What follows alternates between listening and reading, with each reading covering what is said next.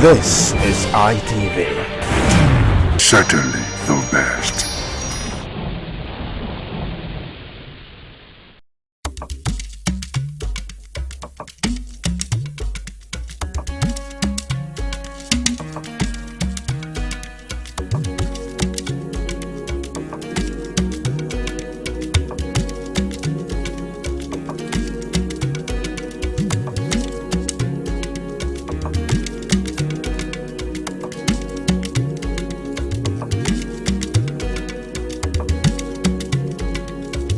Thank you one more time. Thank you so much for joining us on the program African Discourse on Independent Television. My name is Evans Onokoge. We apologize for starting at the program today slightly behind schedule. It was due to some circumstances beyond our control, but we thank God that the program is right here now. And of course, we are set for the program today. Well, today on the program, we are going to be looking at the Ukraine-Russian war, and of course how Africans are being recruited on daily basis as foot soldiers. Now, ordinarily, when the Russia-Ukraine war started, it wasn't something that it was going to connect Africa as a continent, except the fact that at a point it affected the way food items were brought to Africa and all that. But as it stands now, we understand that for quite some time now that Russia has been recruiting Africans as battlefield soldiers to help in the onslaughts against Ukraine. So we are going to be looking at what it entails for international diplomacy as it relates to Africa as a continent. And our guest this afternoon is a renowned human rights activist, if you like, but above it all, he's a foreign affairs analyst and, of course, the executive director of Connected Advocacy. Prince Israel Orika is our guest. Prince, you're welcome to the program. Very good afternoon to you, and good afternoon, my listeners. All right, so before we really follow the information that we are following nitty-gritty, now, what is your ready response when you hear the fight between Ukraine and Russia has been on for more than 5 years now, if not more than that. Yeah. But what's your immediate response when you hear that Africans are being recruited now as foot soldiers, helping Russia to fight Ukraine?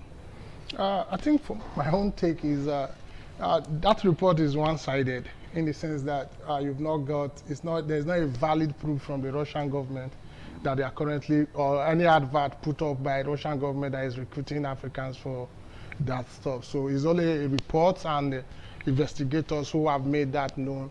And the other side of the Russian government has also not been made known to the public if they are doing that. But for my take is that Africa as a continent needs to begin to see how they manage their own system to ensure that young people do not see these kind of things as a life for survivor to go be recruited for things that are beginning to kill them, because there's over 3,000 according to various investigating reports that have been on the front line for this Russia-Ukraine war. If we have a system that is working, we will not allow our own citizens to go and be fighting for other countries. But since there is need for survivor and they just want to survive, so young people want to do anything to survive. But officially from the Russian government, they've never told you they recruited anybody. Yeah, well, we're going to come to that because we don't even expect the Russian government to just easily own up. But let me respond to the point where you said that young Africans, young people, because this whole recruitment, we understand that it cuts across major countries in Africa. Yeah. Nigeria has been fingered. Yeah. I mean, just some few days ago, the Minister of Foreign Affairs gave a warning that those young Nigerians, especially with this advent of trying to travel abroad and all that, those young Nigerians that make themselves, ready, are very available for international employment. They should be aware of the kind of employment that they make themselves available for. But let us look at, because the kind of information we are following now is more or less a kind of an took down, something that has to do with a personal, story, a personal way that the person sees the thing. But you and I know that since the Russia-Ukrainian war started, we understand that Ukraine has been losing its, its hold on. Russia has been losing its hold on Ukraine, and that has, told a very bad toll on Russia. But let's relate it to international diplomacy. Now, is all this part of international diplomacy? I mean, I did not witness the last World War that was fought, the Second World War. I don't think even if Russia was part of that World War, but I don't think if Russia had to go the extra mile to employ the services of other nationals to fight for them. I think if we do not pray for war, because when war comes, anything for you to sustain it is what you want to go in for, to ensure that you meet up with the daily demand of war, because a lot happens within the war architecture. So machineries are there, resources are also there. So, and this time, how do you sustain the war is one thing. But for me, I think Russia and Ukraine should go past this talk. They should really fix actions, because both countries are losing. Russia is losing. Ukraine today, before Ukraine happened to be one of the world best import of wheat. But today they've lost that ranking. So it's a very big toll on them. And the same thing, Russia. Europeans now, they've also voted that they will stop buying Russian gas. So it will also affect their own economy as well. And also return on investment is also in jeopardy. So nothing good war brings. So both parties, I think if they can hear us, it's that time they begin to stop using citizens' lives to begin to play bet of war. But they should come to round table and address their issue. I think US is intervening.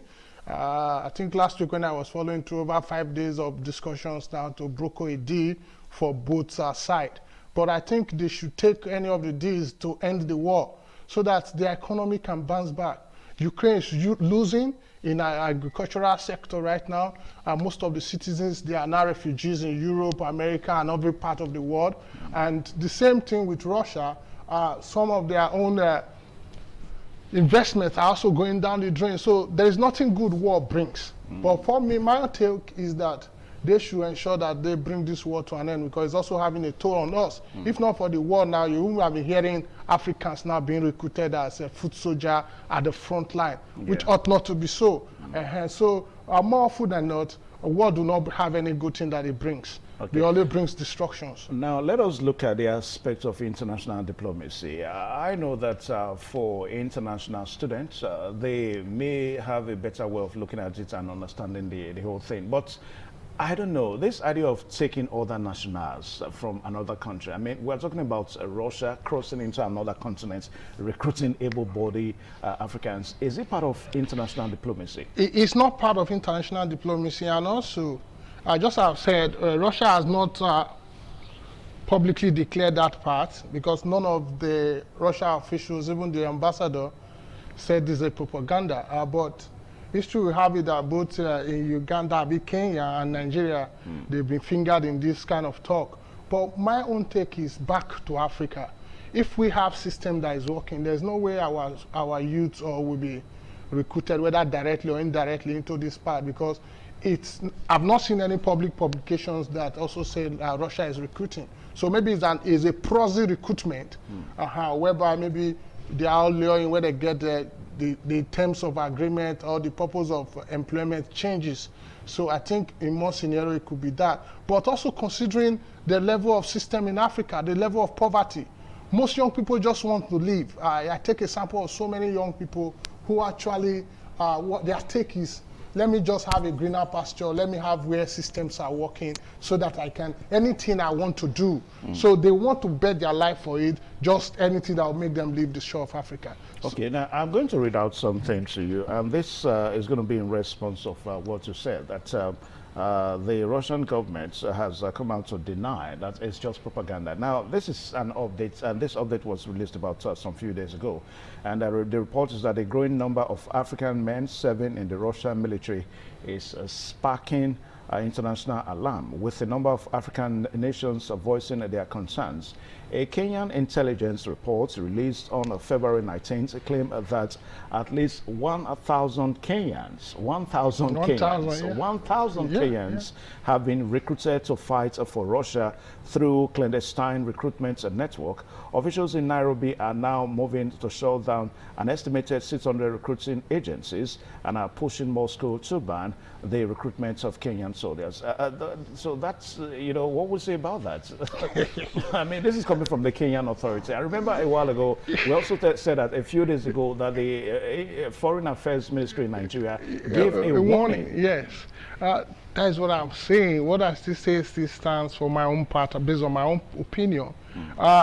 Those recruitment agencies, I think I've checked some of them. No one of them is saying they are recruiting from Russia. So they can be services security. Because if you go to Western world, it's a lucrative business, security business, but the nature of security is not being determined here, but they recruit them as security staffs. Because most times securities are in the mall, security are in the personal homes as guards. So it's a lucrative and a legalized business. But the nature of where their deployment goes to now is where it's not determined. Now, Prince Orika, yeah. I may be first one who raise in and think that it appears that you have a soft spot for Russia. I mean, I just read out something what the Kenyan authorities said. And also, the Nigerian authority has also, given their warning that young Nigerians that want to seek foreign, jobs should be wary of a country like Russia. For me, I don't have soft spot for Russia because Russia, first, they are not our colony. You're planning to go there too? No, I'm not planning to go to Russia. How will I go to Russia? No, I'm not planning to go to Russia.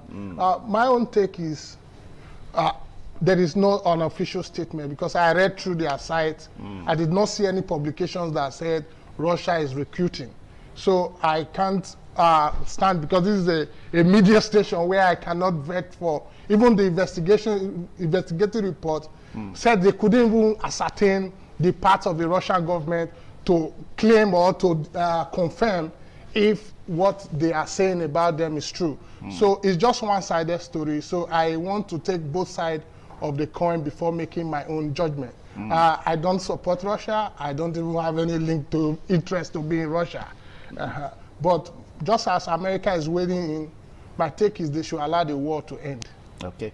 All right. So the program you're watching, and in case you've just joined us, is African Discourse on Independent Television.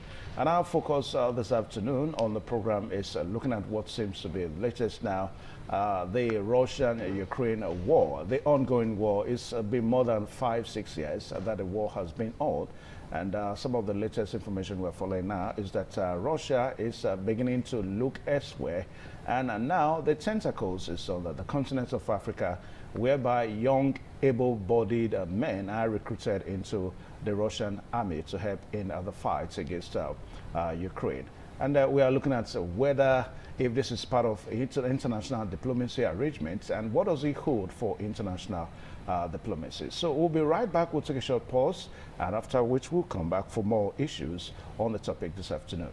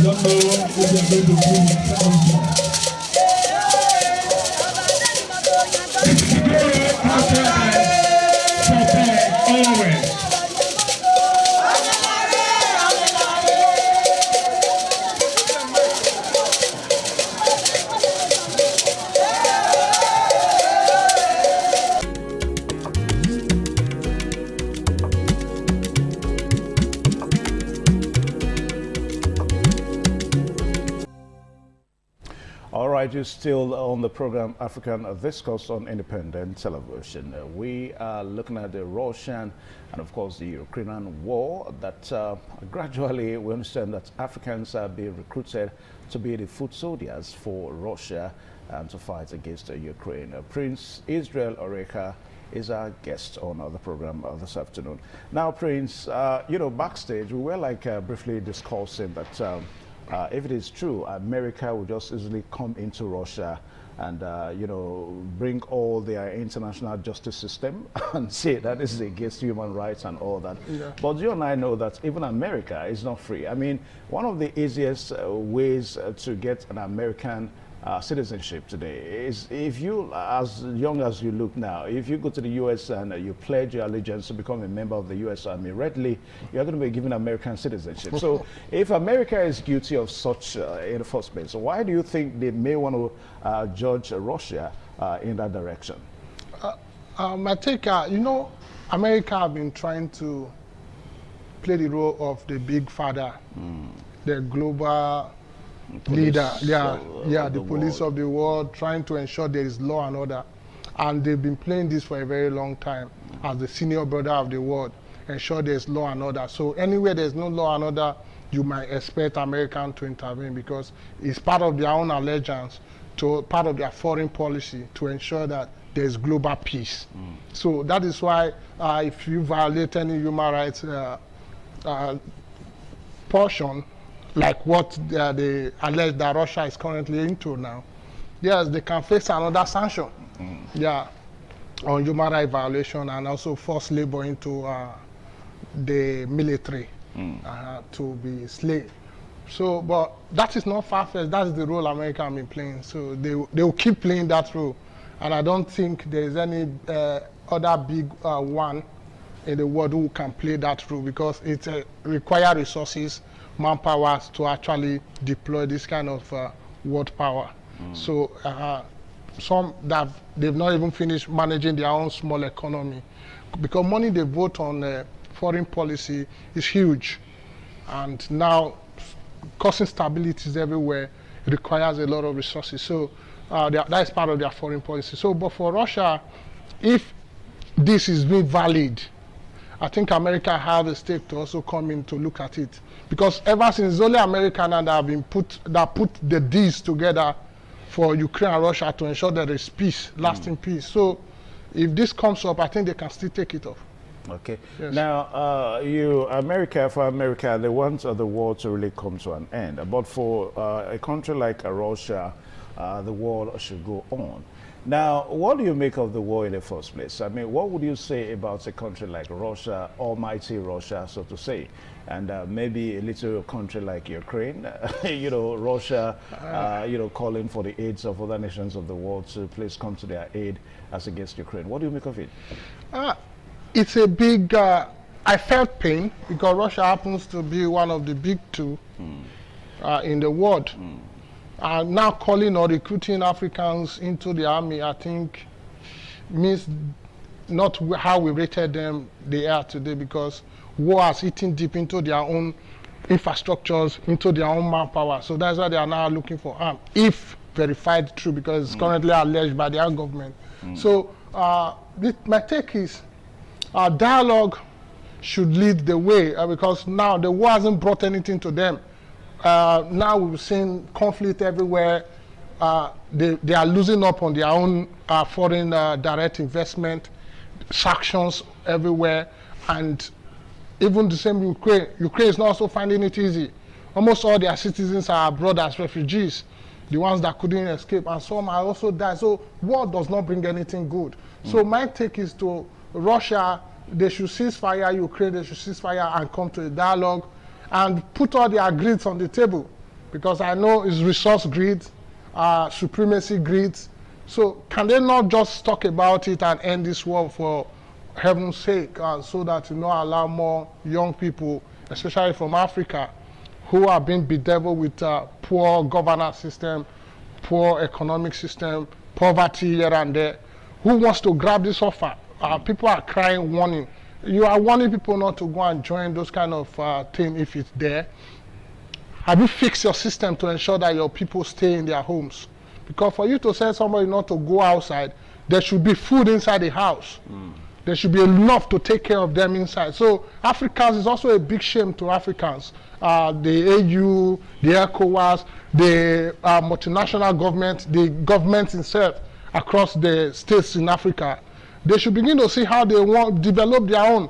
What can their own country depends on? If the country is good, 1,000 young people in Kenya filing up to go and join a security architecture to go fight war. No. So nobody wants to go and die if the system is working. So Africans should really sit up and begin to put their house in order so that they will not continue to be second-rated and used as a slaughterhouse or farm that world powers use for their own advantage. Okay. Yeah. All right. So we quickly take another short break, and when we return, we are going to be looking at what should be done now, because even if the allegations are still allegations, even if what we are talking about now, just like what Prince Israel Oreka is saying, that it is all still allegation. But we understand that major media organizations, I don't want to mention names here so that I don't give them free advertisement, but major international media organizations, I mean major international media organizations in the US,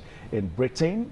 If I say Britain, you should understand what I mean. If I say US, I mean, they have come out and they have done their investigations, and they found that Africans are being lured into the Russian army to fight for Ukraine. Now, when we return after this short break, we're going to be taking a personal experience, you know, of a mother, a Kenyan mother to a Kenyan boy. That the boy has since left Kenya, left Nairobi for some years now, and the mother is yet to citizen. Now, what the mother said is that the son told her that if you escape, you die. That's what the Russian government, you know, told them, that if you escape from this war front, you die. We'll take a short break. We'll be right back. We'll stay tuned.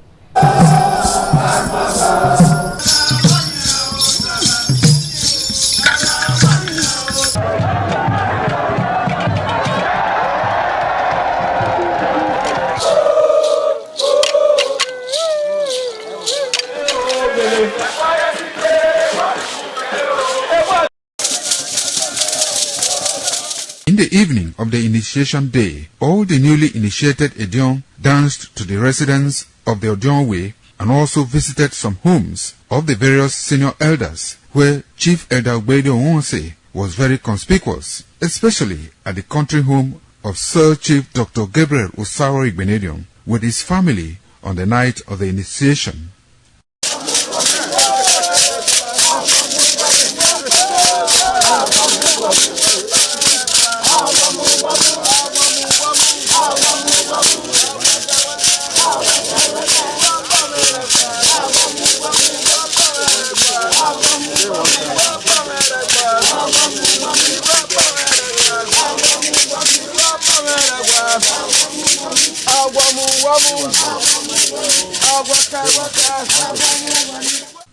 On the following morning, as part of the rites to be performed by the newly initiated Edion in Okada town, the initiates, led by Chief Elder Ogbeide Onwonse, visited the Esama of Benin, Sir Chief Dr. Gabriel Osawo Igbenedion, at his Okada country home residence to pay homage and appreciate him for all he has done in the development of the community, which has placed Okada in world map. They also thanked him for his role in the success of their ceremony. They commended the Esama of Benin as a custodian of Benin cultural heritage and for revitalizing the age-long tradition of the age-grade ceremony.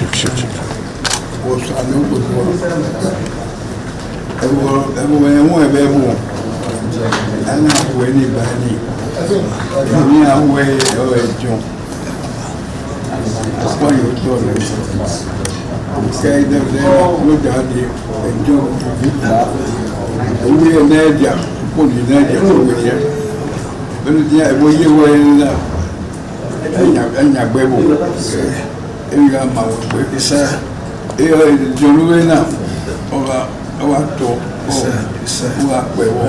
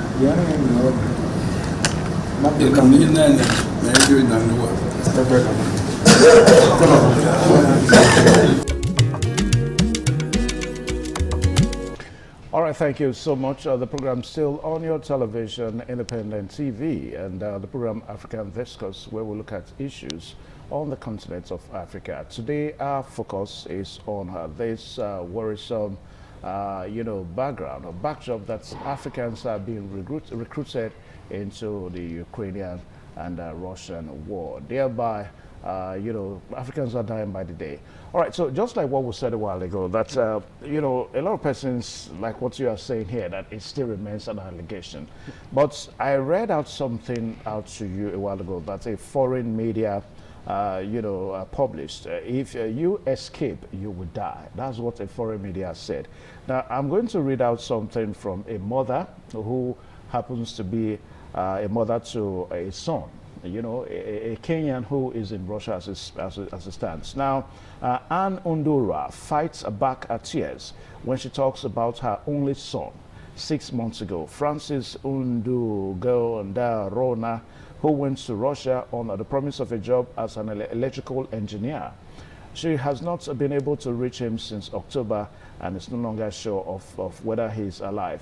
Now, in December, someone sent Anne a video of her son warning other Africans not to travel to Russia for any job offer. You will end up being taken to the military, even if you have never served in military before, and you are taken to frontline battle, and there are the true killings. And he says in the video sent from an unknown Kenyan member. Now, what is underscores again is that if you go to Russia as an African right now, there's the possibility that you are going to be enlisted in the Russian army and you become a Russian fighter fighting against Ukraine. So for people that still say that this is an allegation, like what I said, that foreign medias, they have done their investigations and they've seen Africans as members of Russian army fighting against Ukraine, Prince Israel. It's a big talk. Foreign media will give you a side he wants to hear. They should balance it. But my take is, what are they going to balance now? That it is not true? My take is the lady who cried out for help. Yeah. For the first son not knowing his whereabouts. When you read that, I felt pained because for a mother losing the only child, if the system was working, will the only child be allowed to go and search for that kind of job? The answer is no. Now, the issue of the system, if the system is working, yes. let us be careful with that. Now, because there is a current war between Ukraine and Russia. That doesn't mean that people are still not traveling to Russia. I mean, Russia still remains, a destination for most parts of the world. But the issue here is that most Africans are, they are tricked, into going to Russia to accept a job offer, only for them to be enlisted in the Russian army. That's what we're saying. If you remember what I told you before, they were not forced to come to Russia. They were in search of jobs. If they have jobs in their country, will they go in search of jobs, whether directly or indirectly? Because most of them were tricked, but not all of them. Today, as of today, file up now from this place, say there is opening to even go to the Russia frontline battle war. If you don't see ITV, you not fill up of young people who are frustrated without no job that want to even go and fight in the front line. So it's not a take of encouragement though, but it's a take of system that is not working. Because if that young man, why will the Holy Son takes that only opportunity to go and die? 6 months they can't hear from the child. Do you think the child is happy to take that kind of venture? Nobody wants to go and die. But that's the only opportunity that position himself. So let Africans begin to see how best they begin to develop inwardly so that they can create opportunities for their own citizens. Because nobody will want to go and, now they need more young people to go and help them fight. Because they want to also preserve their own citizens. Because they value their citizens. So we should value our citizens and ensure that, okay, giving a note of warning not to go to Russia is not enough. But creating that enabling environment, creating those opportunities for young people to thrive in their own country is imperative. Because if that young man is working somewhere, it can feed, he won't be even thinking of, he won't remember there's anything like recruitment there. But because there's no job, I said today, more young people wants to go to that front line.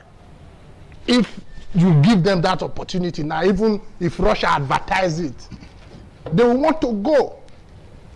Just say you are coming to, they want to go because they are fed up. How can a young graduate be carrying application here and there? He can't even find a suitable job. So it's the system. That's what I'm saying. That's what I'm talking about, the level of unemployment. Now, there's no doubt that this is against international justice, Yeah. you know. But what we are looking at is that we are looking at Russia, a member of the Security Council of the United Nations. Yes. Now, little wonder if other world leaders can really, if African leaders now can really call Russia to stand still, to ask them questions. I mean, we have the African Union is there. We have ECOWAS is there.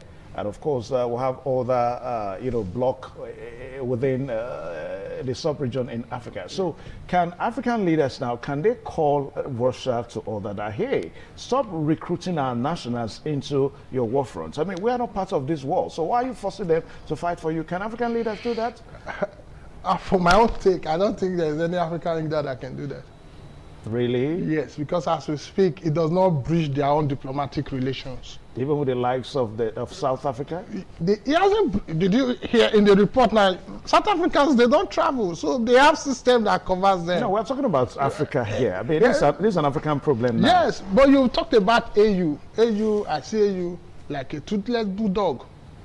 Most of their resources comes from foreign aids. If you check very well, maybe Russia has some that they are also supporting. So the system around Africa, our geopolitics and international relations is that our protocols are not working. The fundamental human rights of an African child isn't being put into implementation. Do we value our own citizens? So pointing, accusing finger to another person when you yourself, you don't even have, do you know how many persons who died every day in our own country? If we actually have value for our own system, our own citizens, would we make sure that we put our system together to make our citizens safe, making our citizens first? But we do not have that. You cannot begin to cry more than the bereaved. You don't have what it takes to tell a system to stand still. Stand still, on which grounds? Because officially they've not done that, but through the back door, yes, because your people, they are hungry, they need a job. So if you create job for them and they now force them to go, and then you cannot invoke those protocols. You cannot invoke any protocol where nobody forced anybody. Was there any plane from Russia to African continent that, okay, you must come join our soldier? There was nothing like that. They went on their own free will evolution. They went by themselves. So our system begin to look at putting our citizens first and ensure that we make our own life comfortable for our people, so that we will not begin to, if the citizens are well taken care of, will they even think of going to Russia to go fight war? They won't. So because there is nothing like that that they can leverage on as a young person, do you know how many persons still died on the Mediterranean Sea on a daily basis? Just to go to Europe, to go see the clean air. To go just to do a menial job that is sustainable. 9 to 5. Do you know how many young people are praying to cross that sea? Do you know how many died on the desert? They say all die and die. Because the people, the system, the African continent do not value their citizens. Let one American citizen has any crisis, or you hear that they recruit one American citizen to Russia, just you know they will close. You see the kind of jets that will be going to Russia now to go rescue that one citizen back home. You know, at times I try to kind of wonder the way some of us as Africans, the way we reason. Because I remember when this war started between Ukraine and Russia, we saw lots of Africans, lots of Nigerians, you know, trying to come back home or rush back home, most especially in Ukraine. Ukraine used to be a choice place for a lot of Nigerians for education, even Russia and all that. Now, as we speak now, a while ago, you were trying to blame the government, but let us bring it home a little bit now to, because from studies, we have seen that there is a syndicate as it stands now. There are syndicates all across countries in Africa that actually recruits these young, body able Africans, and that for each recruitment you do, you'll be paid about $620 US. So if you can get 2 recruits, that's almost about $1,500. So how do we begin to, you know, talk to these members of the syndicate now that are involved in this, you know, bad, evil behavior? How do we begin to talk to them? You cannot really, no syndicate. Just like first, let's take it first. You said when they said most Africans should come back home because of the war. Yes, yes. How many of African young people come back home? I have a friend that was in Ukraine. He couldn't come. He said if he come, what do you want him to come and be doing here? So he took his asylum to refugee to Germany, and he's declaring there, because he was a student in Ukraine. Yeah, he's in Germany, continuing his studies. He said who will further his education back home. How will he feed for his family with his allowance? Because with his allowance, he's taking care of his poor mother back home. So most of them did not come. Some of them hanged in Poland, some in Czech Republic, while others in Germany. Those who came here, they are regretting their lives today because they cannot further their studies and they don't know where to start from. So coming back to syndicate is a recruitment opportunity because there is no job. So, do you want to go and work abroad? To trick people these days in this part of Africa is very easy. Even that money they put is too big. It's too big. Imagine the profit margin. For $620 US? Yes!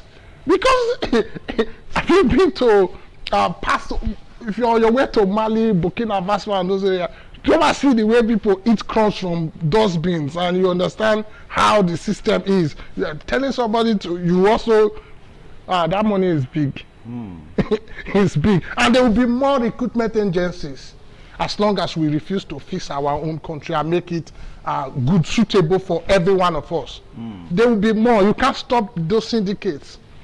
Because people that will even take up those syndicates jobs are most of the people who have powers in governments. So they are most times covered.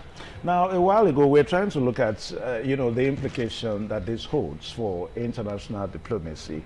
I mean, the way nations relate with one another on the international scene. Now, there's no doubt that this kind of ugly trend now is going to smear the relationship between these African countries and Russia. Now, let's come back home, say like a country like Nigeria. I mean, if Nigerians are part of this recruitment now, and this further goes to smear the relationship, it goes to sever the relationship between Nigeria and Russia, can we stand the implication as a country? Are we ready to face the Russian authority, you know, and tell them that, hey, we don't need this kind of international relationship, I mean, a diplomatic relationship from you. Please stop this. Don't do this to our nationals. Can we face them in the face and tell them? We cannot. But the Minister of Foreign Affairs gave a warning. It's just the warning. It can give you the warning, but it cannot face Russia because there are a lot of bilateral relations, bilateral supports that we stand to lose. So we cannot afford to let those things go. If we can even ask countries for their used things to bring to Africa, so they will not. There are so many things that Nigeria will lose. So that is why I'm telling you that Nigeria, just like a king who never knew is a king, it will be used as something else. So our bilateral relations, we will not play with it. The best that Nigeria can do is that warning they've given. Be on the know. There are so many recruitment agencies. Don't allow them trick you to go and fight war. But most Nigerians want to go and fight the war. They want to take a chance. They want to take their chance. Just call now. If there is a phone line there now, you will see about 20 African young persons who is asking you, where can I submit my CV so I can just leave the shore of Africa. It's so painful. If you also look at move from even Nigeria is even better. Move out of Nigeria and begin to follow just the west coast up to Mali, Burkina Faso, Niger, Togo, Benin Republic. Yes, Senegal. Then you go. You see now new routes. They've developed new route of even moving to the Mauritania route. The sea is finished. Is killing them on a daily, but they still go through that route. If you go to Gambia today, most of their young people, they keep on that route. He said, all die and die. There's a way they say, we just want to go. Let us go and see for ourselves and feed for our family, because we have family to take care of. So the economic implications of young Africans, considering the systems that is not putting the African first, is having a toll on the livelihood of their citizens. So you cannot stop that recruitment agency not to recruit. More young people want to go to they want to fight if you give them the chance. Yes. All right, so we end the discussion here today. I mean, the warning has been made. The Nigerian authority, through the Minister of Foreign Affairs, about 2 days ago, gave the warning that Nigerians should be aware, most especially young, able-bodied Nigerians, that want to give anything and everything to travel abroad. That you have so many of these traveling agents, syndicate, that's what they call them now, that they trick you, and they collect about $620 on you. They take you to Russia, and of course you would not get that job. What they take you to Russia to do is to put guns in your hands and you fight for Russia against the Ukrainian authority. And I don't know, you are involved in a war that you don't know how it started. So it's only God Almighty that is going to help you. Yeah. All right, so I think for the African authority, the African Union and ECOWAS, we really need to step up our games, because Africans are just dying. I mean, we cannot afford to let this continue. And that's just the way it is. And also we also need to look back home, look inward, and provide those jobs, that these young Africans leave home for, so that they can stay back and develop on the continent. I want to say very, very thank you today. Thank you very much. Thank you very much. Let's make Africa work for us. Yeah. Let's fix Africa. Let's will work. And stop making it to become a farm. Farm for the Western world to come take take for resources. Now Russia is coming to take. We don't know what's coming next. They'll keep coming because Africa has become a farm that everybody comes to harvest. So whether you are taking manpower, if we talk about the doctors that is going to US, it's a bandwagon. So we keep losing the best part of us because we refuse to make Africa work. And now we're talking about young, able-bodied men, going to. They want to go.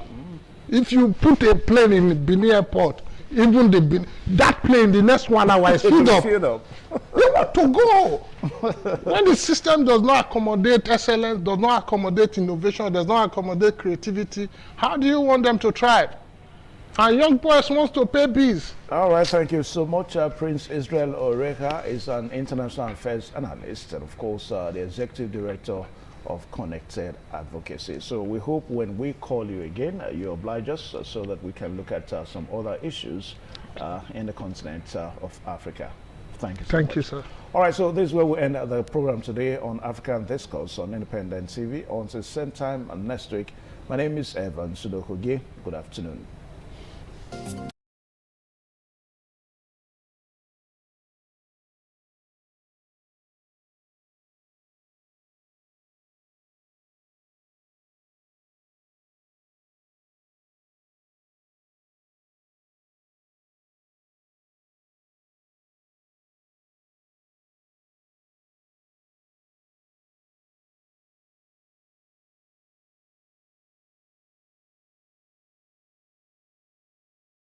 This is ITV. Certainly the best.